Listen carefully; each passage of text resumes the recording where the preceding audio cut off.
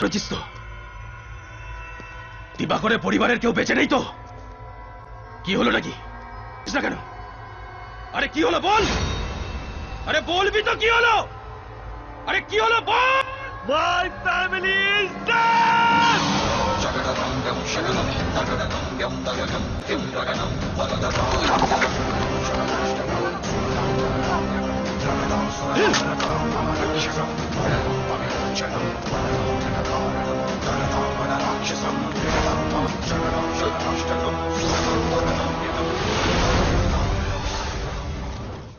বলো যে আমরা বাইরে থেকে লোক এনেছি, আর তোরা তোরা কোনো খবর পেলি না যে ওরা বাইরে থেকে লোক এনেছে? দোকানলে আমরা ঠিক জানতে পারতাম দাদা, বাইরের কেউ না, ওদের নিজেদের এলো। সব কটা মালকে আমি চিনি। এই মালটা কোথা থেকে এলো?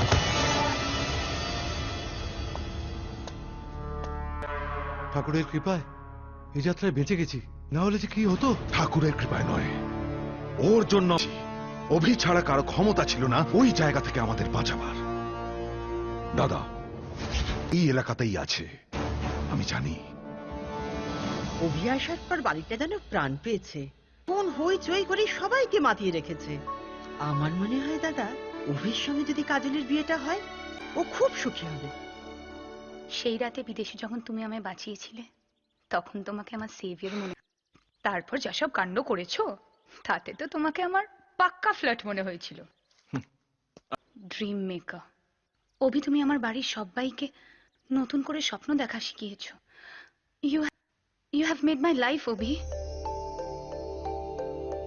I love you Abhi, I love you very much. Kajal, আমি তোমার খুশি দেখতে চেয়েছিলাম, আর তোমার সাথে সাথে এই বাড়ির প্রত্যেকটা মানুষের মুখে হাসি। কিন্তু তুমি জানো না আমি কে। আচ্ছা, তুমি কি গড়বেতার দিবাকর সেনের নাম শুনেছ? যার সঙ্গে তোমার বাড়ির লোকেদের সম্পর্ক। আর আমি সেই দিবাকর সেনের ছেলে।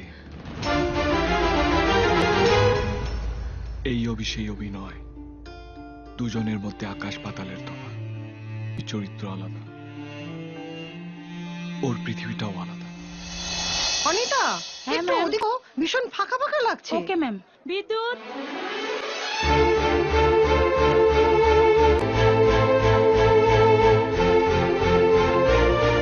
আচ্ছা অশোক, শোনো, তুমি যে ওই মেন আর্চ যেটা আছে বাইরে, ওই আর্চটা, তো ওটা একটু দেখো না প্লিজ। হ্যাঁ জারবেরা ফ্লাওয়ার গুলো তো এখনো আসেনি। হ্যাঁ, ওটা অভি নিয়ে আসবে। তোমার হাতে এটা কি? Please. Okay ma'am.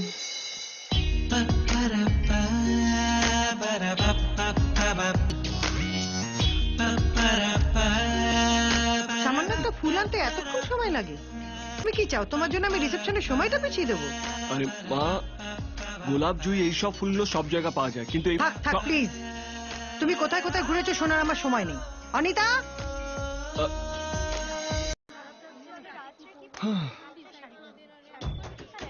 High hi hi. ফুল।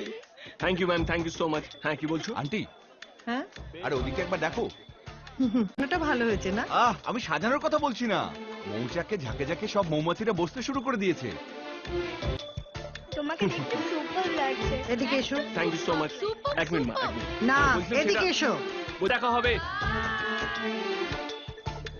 এই জন্য না আমি তোমাকে এই ধরনের ফাংশনে নিয়ে আসতে চাই না। আমার মা হাতটা ছাড়ো না। না ছাড়বো না। একটা বাচ্চা ছেলের মতন তোমাকে সারাক্ষণ আমাকে আগলে আগলে রাখতে হয়। কেন, আমি বাচ্চা নাকি? বেঁচে গেছি, ভাগ্যিস কোনো বাবা নেই, না হলে আমাকেও এরকম করতো। Thank god.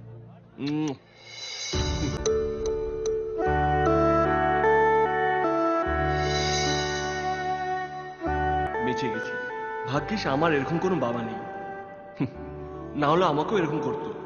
Thank god.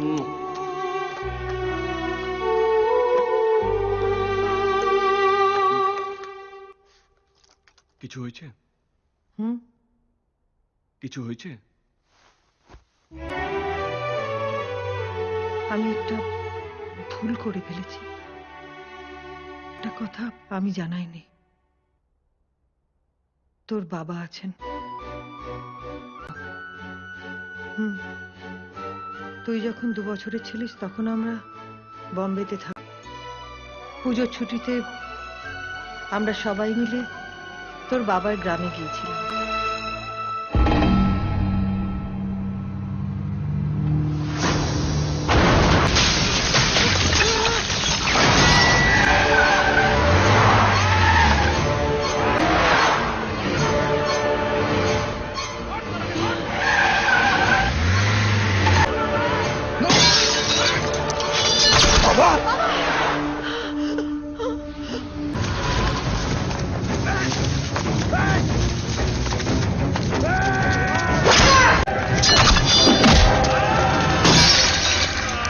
আমাদের কাছে একজন ধরা পড়েছে বর্দা, বাকি সবাই শুধু একজনকে নয়, কেদারনাথের বাড়ি সবাইকে চালিয়ে দেবো আমরা। আপনি চলুন। দাঁড়াও। ওরা আমার বাবাকে খুন, তোমরা বদলা নেবে কেন? তোমরা ওদের মারবে, ওরা আবার তোমাদের মারবে। শেষ পর্যন্ত কি হবে? কেশপুর আর গড়বেতা একটা বিরাট শ্মশানে পরিণত হবে।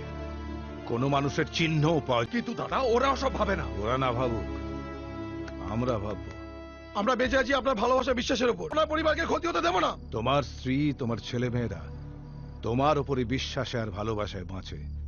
তোমার যদি কিছু হয়ে যায়, তোমরা একটা পরিবারকে ভালোবাসো, সেটা আমার পরিবার।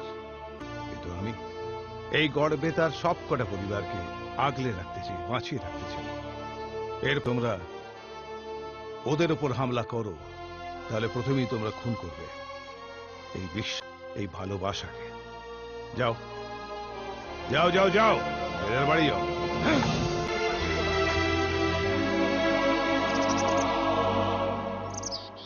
আর আমি যখন এসপি, এখন তোমরা দুজন আমার সঙ্গে থাকবে। হ্যাঁ হ্যাঁ।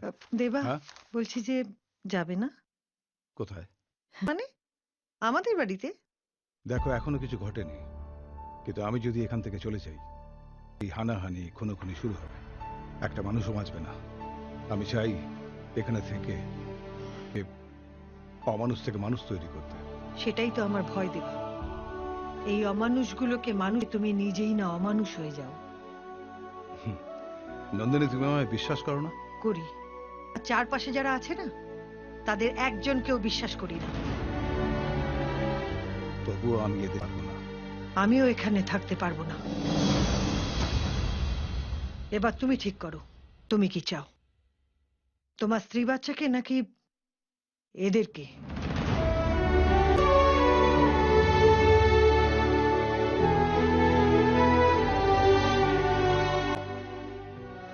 বৌদিকে সাবধানে স্টেশনে পৌঁছে দিস।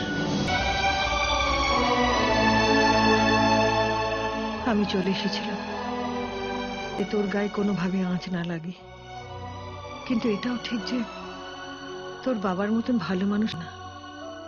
তুই তোর বাবার মতনই হয়েছিস। মা, আমি কি বাবার সঙ্গে দেখা করতে পারি? আচ্ছা বেশ, চলে এসো। ছেলে বেরিয়ে পড়েছে, একা আসছে। দাদা, তুমি তো অঞ্জলির বিয়ের জন্য উঠে পড়ে লেগেছো, তো ও বিয়ে করবে তো? আগে চারটাকে ভাগিয়েছে। না না, এবার যদি এসব কিছু করে না, ওই ঘরের বাইরে কান ধরে দাঁড় করিয়ে রাখবো। ও তুমি হাজার চেষ্টা করলেও পারবে না। যতবার ওর মুখের দিকে তাকাবে সব।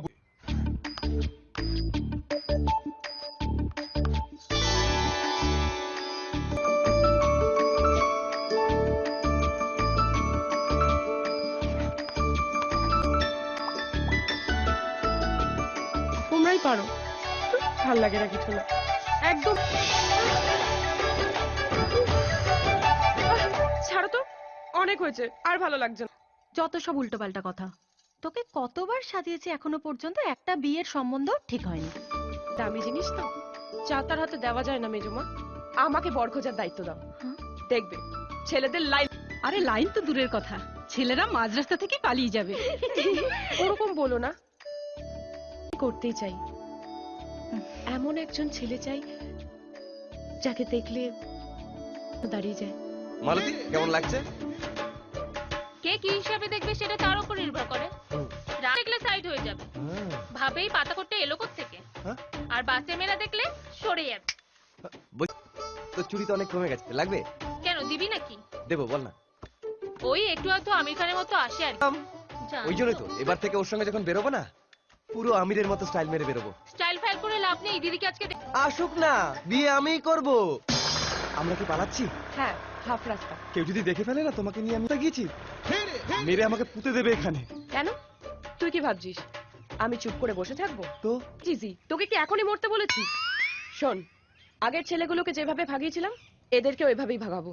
একবার রিহার্সাল করবি? আরে স্টেজে মেরে দেবো। আগের চারটে পার্টি কেউ বিশ্বাস করেনি তোর সঙ্গে আমার লাইন আছে। অনেক কষ্ট করে ওদের আমার বাড়ি চলে গেছিল ওরা। এবার তো তোমার দেওয়া নতুন জামাটা পরেছি, সব ঠিক হয়ে যাবে। এসে গেছে বোধহয়, যা।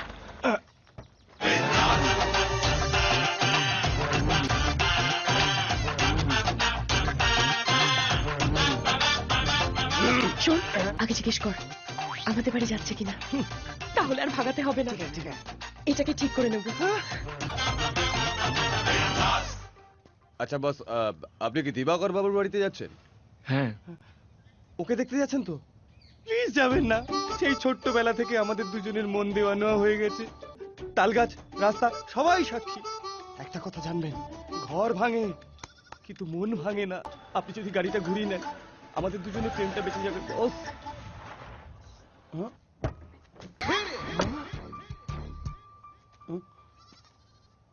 হাই, দিবাকর সেনের বাড়ি মেয়ে দেখতে? হ্যাঁ। ওই মেয়েটা? হ্যাঁ। হাই। কিন্তু দেখাশোনা বাড়িতে হয়, মাঝ রাস্তায়। ফালতু ওর বাড়িতে গিয়ে তেল নষ্ট করবে কেন? ভাবলাম ব্যাপারটা রাস্তায় সেটেল। বুঝলে না তো? চলো বোঝাচ্ছি। ওদের দুজনের মধ্যে ছোটই মাছে, কি তাই না? এখানকার সবাই জানে ওই নদী, তাল গাছ, রাস্তা, শুধু আমি আর তুমি জানতাম না। আর সেটা বলার জন্যই ওরা রাস্তায় দাঁড়িয়ে। আসুন, এইবার আপনি যদি আপনার গাড়িটা ঘুরিয়ে নেন, তাহলে আপনার তেল আর ওদের দুটোই বাঁচবে। কি চয়েস! থ্যাংক ইউ বলার জন্য। কি হ্যাপি তো?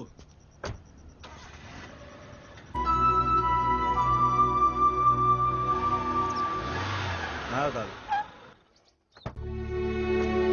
কাকে চাই?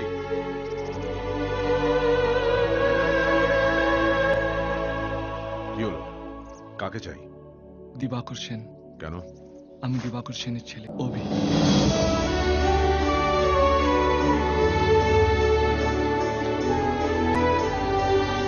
দাদা!